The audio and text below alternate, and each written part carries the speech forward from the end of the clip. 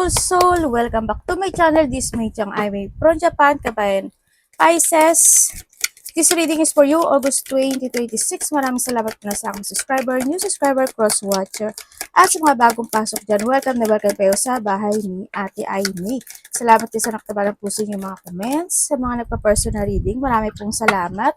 Kung gusto mo ng energy mo lang at personal reading, lalagay ko dyan sa pinaka video yung aking FB, o punta kayo sa aking description below o sa YouTube ko, makikita nyo dyan yung link ng aking FB. Paki-message na lang ako sa Messenger para sa detalye.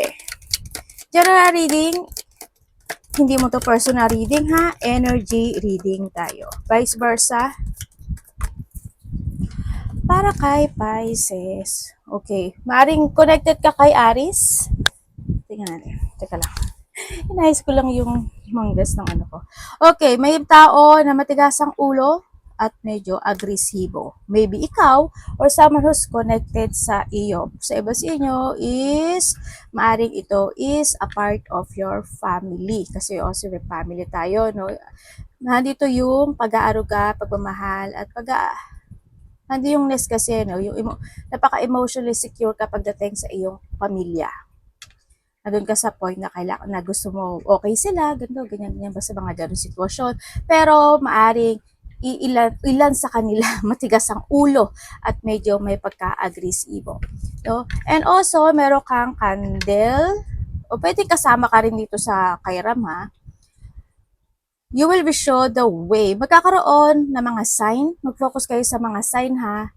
Yan, focus kayo sa mga sign, numbers, song, o kaya yung kung may mga nakakausap ka, nasa isip mo tapos masasabi niya, yung mga ganun sitwasyon. Basta there's a sign, o pwede sa panaginip naman iba. Mag-ingat kayo pagdating sa candle, no? O baka naman mag-brown out din, kaya you need to be prepared. Tsaka sa mga apoy, mag-ingat kayo. Candle or apoy or yung gas nyo o yung mga electricity nyo, baka minsan nagiinit na yan. Paki-check na lang kasi meron din tayo ditong sun.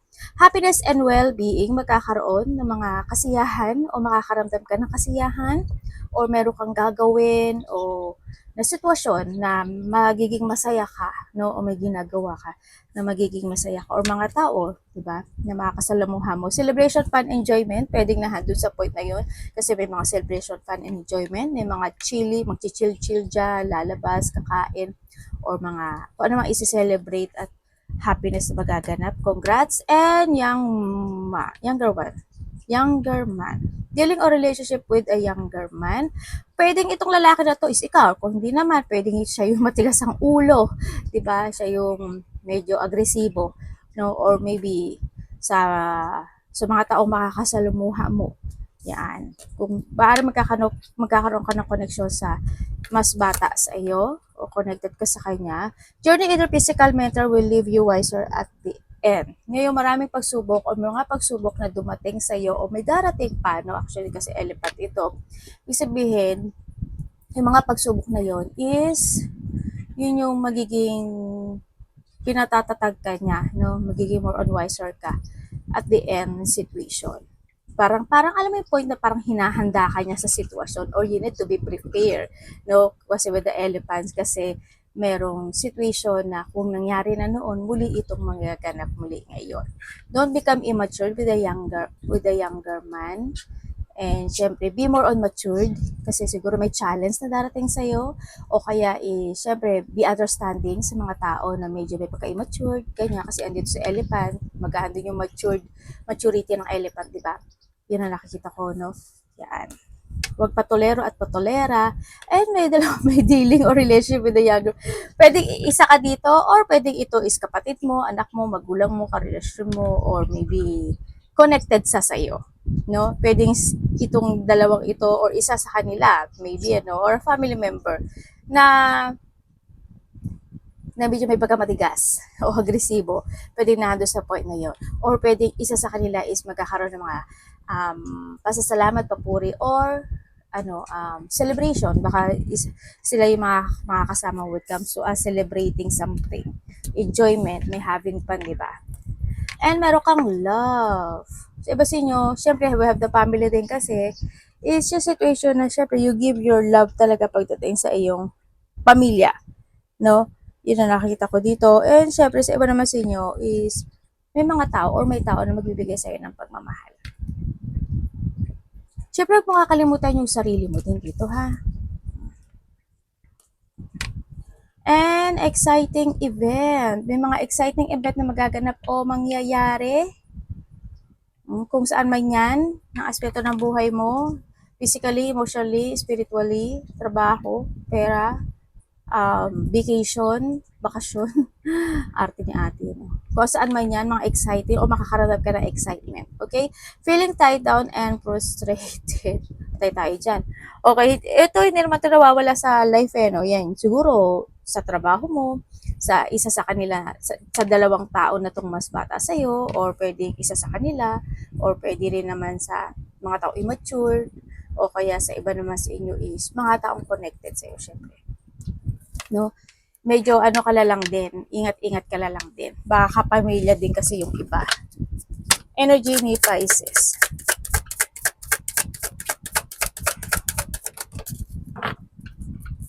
Anak, tapos ka na mag-asubi o naitsang mo, asubi what ano? Your energy.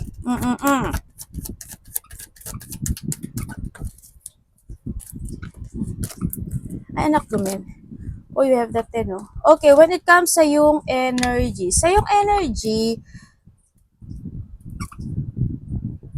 may mga bagay ka na nagkakaroon ka ng mga pagpaplano, no? Na doon ka sa point ay maaaring nagkakaroon ka ng mga pagpaplano, pwede siya related to your future o kaya related siya sa mga taong mahalaga sa'yo kasi we have also the family, di ba? Pwede handun din yung point na may iniisip ka ng mga bagay-bagay na gusto mong mag-go out, planning, halimbawa, may mga exciting plan. Halimbawa, lalabas kayo, magta-travel kayo, o kaya is kung ano man yung mga excitement situation, nagpupurana. Yun, maaari may mga pagpaplano na iniisip ka o may mga pagpaplano o paplanuhin ng mga bagay o sitwasyon. Pwedeng nahadol sa point na yon. Sa iba naman sa inyo is nahandito yung point na maaring may iniisip ka na gusto mong suportahan o baka naman may susuportahan ka, di ba? O kaya naman is magbibigay ka ng advice with someone na doon sa point na yon. Sa iba sa inyo, baka may kumausap sa inyo na isang bata o kaya isang babae or ka-familya, no? Mari magkakaroon kayo ng communication related to your family, related sa pera, sa bahay, lupa, sa iba, sa mga mana, if ever, sa iba naman, mga territorial, pwedeng nahadol sa point na yon or magkakaroon ka ng mga connection sa isang babae o isang bata or isa ka dyan, no? Pwedeng nahadol sa point na yon. Yun. Stable naman yung nakikitok sa yung energy dito. Stable siya. It's nahadol lang din yung point of thinking about your future, your job, yung work mo, yung stability mo, yung pera mo, ganyan. Yan, nandun na yung mga plano, kumbaga. Mas magiging more on adventurer. Mas magiging very adventure ka this time, kumbaga nandun sa point na yun. Kasi nandun yung isa yun sa mga plano mo yan. Kung ano man niya magiging adventure ka, siguro sa stability mo, to make it more stable, di ba? Pwede mga ganun. Or sa mga opportunity na darating sa iyo. Yan, nandun yung point din na baka nag-iisip ka na bumili ka ng bahay, magpagawa ng bahay, magpa-renovate ng bahay, mga ganyan, o bibili ka ng bahay. Basta natandaan mo ba, bahay, yan yung mga bahay, condo, ganyan, yung mga apartment, yan na, basta mga tirahan. Baka hindi nyo kasi maintindihan, okay? Kasama na yun doon. Parating.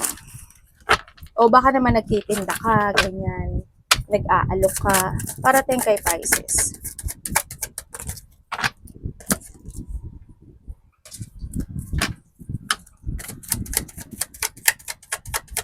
Parating kay Pisces.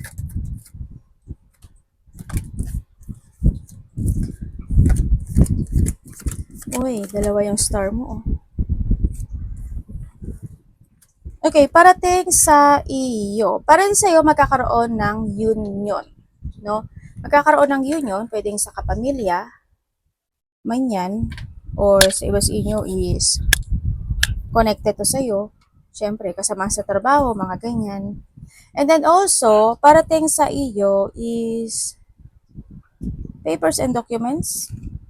May asikasuhin kang papers and documents? Or may mga dapat kang asikasuhin na papers and documents na hindi pa totally natatapos o hindi pa totally na na-aksyonan. Halimbawa, kung may mga card kayo, di ba? Kung may mga card kayo, baka expired na yan, o kaya naman baka malabo na yung picture, o kaya baka may marireceive ka, o may mga need to progress ng mga papers and documents, baka hindi mo napapansin, ganyan. Nandoon sa point na yun. O sa iba sa inyo, maaring ito isa kontrata, baka may mga susulatan kayo, ipapasa kayo, pwedeng nahandun sa point na yun. Kung saan aspeto ng buhay mo yung papers and documents, pwede rin sa bahay at lupa or territorial something para sa iba. Yun na nakikita ko. And then also, parating din sa iyo is well, ang nakikita ko sa iyo hindi ka naman mababothered actually, no? Kasi magkakaroon ka daw ng dissatisfaction or disappointment sa tao. Pero parang deadma ka lang. Yun ang nakikita ko dito. Then also, nahandito rin yung parating sa iyo is may mga time daw na ma-unfocus ka. Pwede rin kasi halimbawa, yung parang hindi ka naman mapabother dun sa sitwasyon, di ba sabi ko, pwede kaya hindi ka ma-unfocus kasi hindi ka naman bothered. Kumbaga, deadma ka lang din. Kumbaga, hinahayaan mo lang din siya, okay, bahala ka dyan sa buhay mo, gano'n. Kaya, isa rin yun sa hindi ka ma-unfocus, ano, pwedeng sa iba gano'n. Sa iba naman sa inyo, may mga unfocus situation. No, may nakita nga ako aggressive, may bullying, may sitwasyon na medyo may burnout situation no? Sa iba sa inyo, na siguro gusto mong i-heal, ma-recover, baguhin, ganyan, na hando sa point na yun. Or mayroong tao ako nakikita na magiging bastos pagdating sa iyo and sana hindi ikaw, no? Yun na nakikita ko dito. Handito rin yung point na merong situation, hindi ko alam, parang may taong may bisyo. Sana hindi ko yung may bisyo, no? May taong may bisyo. Marami ibig sabihin na may bisyo. Halimbawa, may bisyo na palasagot, kasi andun yung parang bastos din, diba? Palasagot, matigas ang ulo, agresibo, ganyan, or kung ano yung bisyo niya, no? Yan, sa iba sa inyo.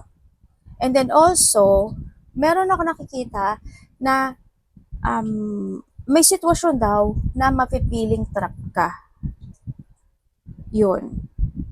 Yung matipiling trap, example lang kayo para maintindihan. Halimbawa, mapipiling, halimbawa may nagkaroon ng conflict, nagkaroon ng mga sitwasyon na nag-fail, nagkaroon ng mga sitwasyon na sagutan man niya something. Siyempre, mapipiling trap ka doon kasi may isip po siya na may isip na, my God, bakit ganun yung tao na yun? Ba yun? Parang mahata ka ng situation, ganun. Or any situation na there's a trap situation ako na nakikita sa iba sa inyo. And then also, mag-ingat ka rin kasi may overwhelming situation. Okay? Mag-ingat ka rin sa mga tao makakausap mo. Kasi minsan, di ba yung overwhelming masyado, hindi naman pala totoo. Yeah, may mga overwhelming situation ako na nakikita sa iba sa inyo. And then also, makaka-receive daw ng opinion or advice, ikaw ito sa kanya o kanino man yan, or makaka-receive ka nito.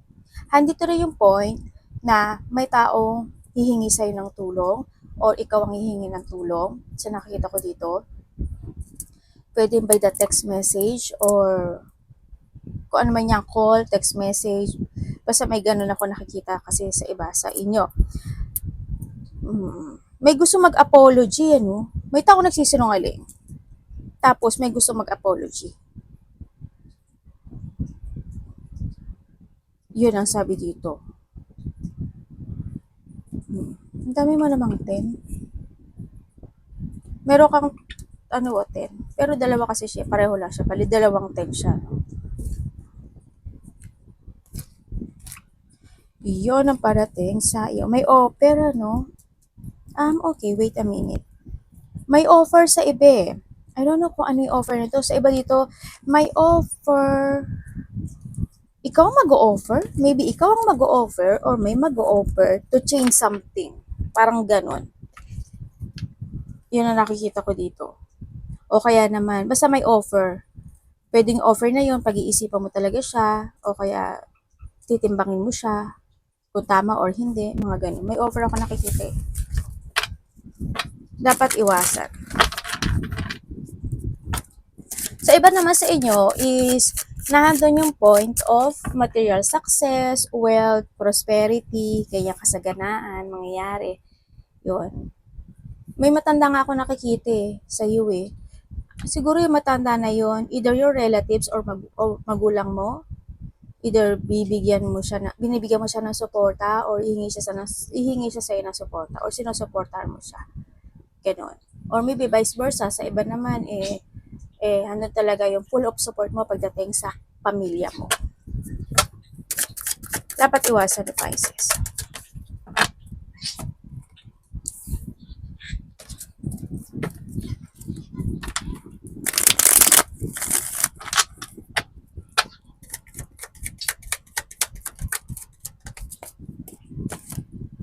Okay, dapat mong iwasan. Dapat mong iwasan, syempre yung overthinking, isa rin yun, no? Yung overthinking, yung hindi ka magtara sa intuition mo, yung, yung hindi ka magkaroon ng kamalayan or understanding sa iba, no? Sa mga bagay-bagay na magaganap o mangyari sa iyo or sa mga taong nasa paligid mo, di ba? Kung ano mga maganap o mangyari na yan. Ganon. And then, syempre, hando rin yung point na habaan mo pa daw yung pasensya mo. Alam ko naman mahaba pasensya mo. Siguro may darating na something, di ba? Kaya handito rin si Elephant tsaka si Yok, di ba? Siguro may darating na sitwasyon na kailangan mo maging understanding, kailangan mo lawakan yung isip mo, kailangan mo maging patient, ganyan. No? Siguro may darating. Handun din yung point na iwasan mo yung mga tao na cheating or mangloloko. Friend mo man yan, kapamilya mo man yan, love life mo man yan, o mga taong connection sa iyo, iwasan mo yun, no? Or sana wag kang gagawa ng ganun. Ganun din yung sitwasyon sa iba sa inyo na become sa mga chismis-chismis. Huwag kang magchichismis. Natural lang din naman yung sometimes kasi hindi natin mapipigilan, di ba? Mga marites at marisol, di ba? May isa pa nakalimutan ko isa. Kung ano man yan, diba? Pero wag ka na lang din makisawsaw at wag ka na lang din makipatong doon sa makisulsol.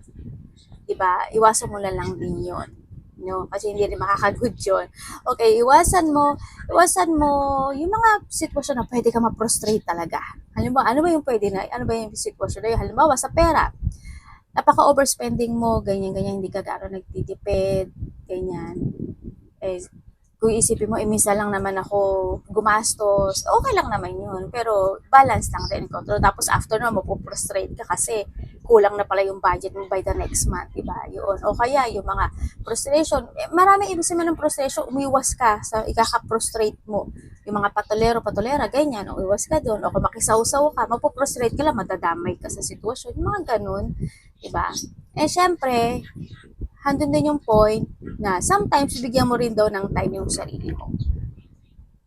Yun ang sabi dito. Bigyan mo rin ng time yung sarili mo, alagaan mo, mahalin mo. Alam ko na mahal mo yung sarili mo.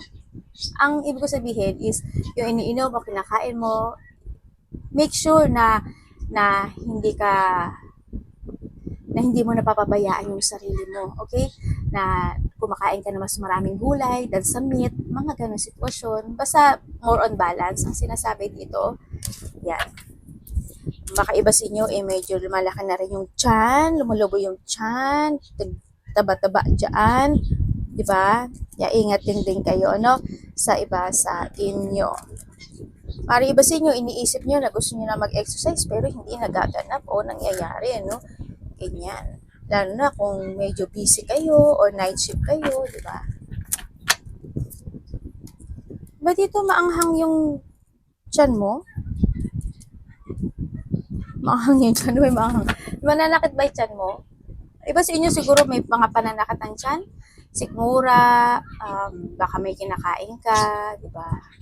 Ingat lang din, baka LBM, o kaya baka may seri ka, o ano yun, menstruation, ganyan. Love, kapatid, anak, magulang, karelasyon, kaibigan, pamilya, or someone who's connected sa'yo kasi marami tayo. May family ka rin kasi.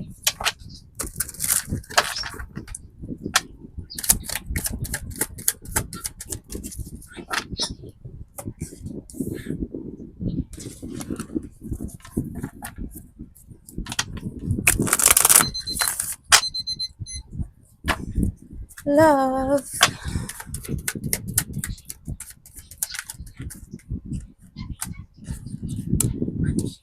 Okay, kung single ka, sa mga, ay, oh, sorry.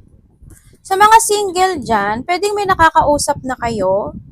No, pero ingat ka kasi baka mapasok ka sa third party relationship or pwedeng itong tao na to is iwan ka. Iba dito LDR to eh. Ingat ka. Pwedeng yung iba dito, sasabihin niya sa'yo, galing siya sa break-up relationship. Pero, pasasakayin ka nito. May ano to, may something. Pero ingat ka pa rin, hindi naman natin baka kasi bago pa lang, di ba? Hindi natin masasabi. But you need to be very careful. Ito, no? Ingat ka pa rin. Okay, sa iba naman sa inyo, kayo is nagkahiwalay nitong tao na ito, oo, nagkaroon ng paghihiwalay, maring na doon din kasi sa point na nagkaroon ng third party relationship. Hindi nagkasundo, nag-away, sobrang stress. Pero isa sa inyo nahahatak pa rin, no? Ang sabi niya dito, gusto niya ng union. Gusto niya ng reconciliation pagdating sa iyo. Itong tao to, maaring break up na sila o nagkaroon ng hindi pagkakaunawaan dun sa sinamahan niya o dun sa pinagtaksilang ka or pwedeng ikaw. Kaya dito siya sa point na gusto niya kang kausapin at gusto niya ng reconciliation sa iyo at ng union. Yun ang nakikita ko dito. And then sa mga may third party relationship, sa may mga third party relationship, ang nakikita ko, oo, meron. Mararamdaman mo naman yun kasi hindi na rin kayo nagkakasundo. Tapos, paulit-ulit, di ba? O tapos, malungkot, iyak-iyak. Minsan, dumatating na rin yung point, ikaw or siya, napapagod na rin. Alam mo yung time na yun. Well, it's your choice na rin naman to kung lalayo ka or hindi. Decision mo na ito. Maaari naghahanap ka pa ng clarity. Ano yun? Kinikimkim mo lang din nararamdaman mo. No? Dito hindi nyo pa rin alam, ano? Kumbaga, hindi nyo alam kung anong gagawin nyo. Well, choice mo to. Mag-trust ka sa intuition mo. Kung kaya mo pa, edi why not, diba? Di pag hindi na, yun, mag-go ka. LDR yung iba dito. Tsaka may mga pag-iwas na rin eh. Mararamdaman mo to kasi may mga iwas situation din. Sa mga walang third-party relationship. Sa mga walang third-party relationship, maaari nagkaroon ng hindi pagkakaunawaan in the past. O kaya kung nagkahiwalay kayo, maaari nagkabalikan uli kayo. Sa iba naman sa inyo is kung nagkaroon ng hindi pagkakaunawaan in the past, ngayon may pagbabate akong nakikita nandun sa point na yon, pero pero wag ka. Sana talaga walang cheating. As in, hoping. Pero may mga pag-aawayan pa rin daw kayo. Yun na nakikita ko dito. May hindi pagkakasunduan. May nangyari noon sa inyo. Halimbawa, nagkabati kayo, di ba? Naging okay na uli. There's a possibility na magganap uli yun. Yun ang situation. Yun ang sabi. Sa iba sa inyo, kung LDR kayo, baka magkikita kayo. May pagkikita kasi ako nakikita eh. Tingnan natin iyong money. Ayan, trabaho.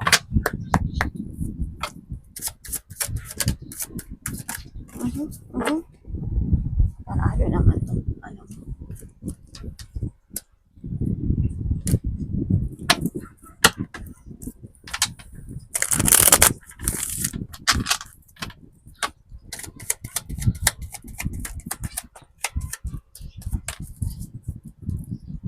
Okay, kung kayo is walang trabaho. Kung kayo is walang trabaho, sa mga walang trabaho dyan, sabi dito, mag-action ka daw at mag-focus. Ang sinasabi dito. Kumbaga, andun yung point na kailangan mo maintindihan at gamitin mo yung common sense mo para kumilos at mag-focus at alamin mo kung ano talaga yung layunin mo, ano ba talaga gusto mong trabaho, diba? Yung ganun-ganun, pag-isipan mo daw maigi. Pero syempre, magplano ka at take it action, wag yung bahala na situation, okay? Sa mga may mga trabaho naman, sa trabaho mo, hindi naman maaalis, hindi lang naman din ikaw, pero sa'yo, nakita ko sa'yo ito kasi may mga tao talaga na hindi magiging good para sa'yo. Ibig sabihin, may mga tao na may hidden motive o hidden agenda pagdating sa'yo, yung mga kaya ingat ka na lang din, di ba? Baka anong gawin nila sa'yo, ganyan. Well, okay lang din, hindi ka naman din siguro bothered, ganyan. Sa iba sa inyo, sa iba naman sa inyo, sa pera nyo, ingat ka lang din sa pera mo. You need to think wise. No? Be wiser. Kasi sa iba sa inyo, may paglabas ng pera ako nakikita sa inyo. Yun. May paglabas ng pera ako nakikita sa iyo kasi there's a loss of money. Pwedeng gagastos ka talaga o kaya naman is may bibilin ka o taga naman is basta may paglabas ng pera ako nakikita. Pero pera nyo naman yan, hindi ko naman pera yan. Actually, okay lang din naman yun. Pera mo yan. Basta planuhin mong maigi. Kumbaga, kung wala naman sa plano, eh ba, nasa yun. Diba? Kasi minsan, di ba ganun tayo, kahit wala sa plano, alam ba, lalabas ka, ang bibili mo lang talaga is lotion. Pag lumbas ka, pag pauwi mo, hindi lang lotion ang nabili mo. Kasi ang dami mong nakita, ang dami mo. Mga dalawang plastic, mga ganon, di ba? Ganon. Make a plan, no? Kumbaga na doon sa point na spend wiser. Kumbaga is, kailangan ka ba talaga? Hindi ba talaga kailangan? Mga ganong sitwasyon. Pag-isipan mo talagang maigi, no? And mag-ingat kayo kung magkakaroon ng mga communication related to a money kasi nga, sabi ko rin, kasi there's a loss of money, baka mamaya may mangloko sa'yo, may mga tuso, o kaya naman is may mga taong may hidden agenda rin kasi at may mga hidden motive. Diba? Kung may pagka may man nag-alok, diba? O kaya biglang mga, ano to? Mga link-link na yan, di ba?